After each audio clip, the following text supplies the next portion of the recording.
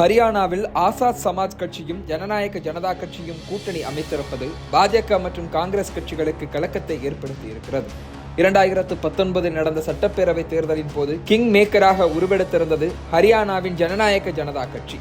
அந்த கட்சியின் ஆதரவுடன் அப்போது பாஜக ஆட்சி அமைத்தது. இந்த ஆண்டு மார்ச் மாதம் பாஜகவுக்கான ஆதரவை வாபஸ் வாங்கிய ஜனநாயக ஜனதா கட்சியின் தலைவர் துஷ்யந்த் சௌதாலா அதன் பிறகு எந்த கட்சியுடனும் கூட்டணி அமைக்கவில்லை.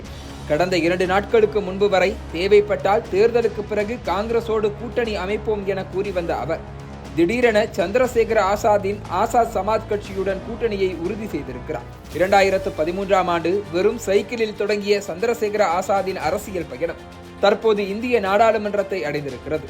வடக்கு உத்தரப்பிரதேசத்தில் உயர்சாதி இந்துக்களால் தாழ்த்தப்பட்ட மக்களின் மீது கட்டவிழ்த்து விடப்படும் வன்முறைகளுக்கு எதிராக தொடர்ந்து குரல் கொடுத்து வந்த சந்திரசேகர ஆசாத் 2014இல் பீம் ஆர்மி எனும் அமைப்பை தொடங்கினார்.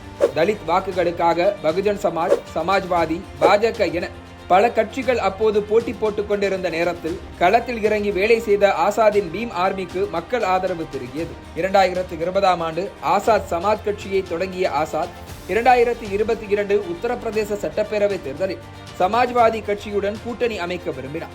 ஆனால் தொகுதி பங்கீட்டில் உடன்பாடு எட்டப்படாததால் கூட்டணி முறிந்தது. அப்போதே அகிலேஷ் யாதவுக்கு தலித்துகளின் கூட்டணி வேண்டாம், அவர்களின் வாக்கு வங்கி மட்டுமே வேண்டும் என கடுமையாக தாக்கினார். 2024இல் மக்களவை தேர்தல் நேரத்தில் இந்தியா கூட்டணி ஆசாதுக்கு அழைப்பு விடுத்தாலும் மீண்டும் சமாஜ்வாதி கட்சியால் சிக்கல் வந்தது. இதனால் கூட்டணியில் இணையாமல் நாகினா தொகுதியில் தனித்து களமிறங்கிய ஆசாத் பாஜக, பகுஜன் சமாஜ், சமாஜ்வாதி என 3 பெரும் கட்சிகளின் வேட்பாளர்களை தோற்கடித்து வெற்றி பெற்றார். தலித்துகளின் கட்சியாக அறியப்படும் பகுஜன் சமாஜ் இந்த தொகுதியில் 4வது இடம் மட்டுமே பெற்றது. இதனால் அடுத்த தலித் தலைவர் ஆசாது தான் என்கிற பிம்பம் எழுந்தது. இந்த நிலையில்தான் உத்தரப்பிரதேசத்தில் இருந்த ஆசாதை ஹரியானா களத்தில் இறக்கிவிட்டிருக்கிறார் துஷ்யந்த் சௌதாலா.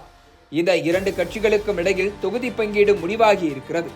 அதன்படி ஜனநாயக ஜனதா கட்சி 70 இடங்களிலும் ஆசாத் சமாஜ் கட்சி 20 இடங்களிலும் போட்டியிட உள்ளன.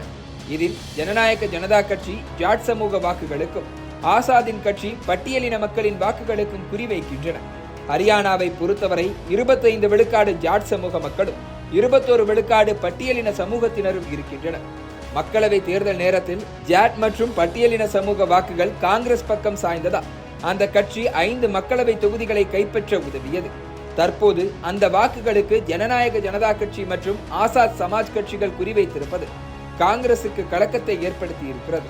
ஏற்கனவே விவசாயிகள் போராட்டம், அக்னிவீர் திட்டம் மற்றும் வினேஷ் போகத் ஒலிம்பிக் தகுதி நீக்க விவகாரத்தால் ஜாட் சமூகத்தின் மத்தியில் பாஜக நம்பிக்கை இழந்து வருகிறது. இதனால் இந்த புதிய கூட்டணி பாஜகவுக்கும் சிக்கலை ஏற்படுத்தும் என்கின்றனர் அரசியல் விமர்சகர்கள்.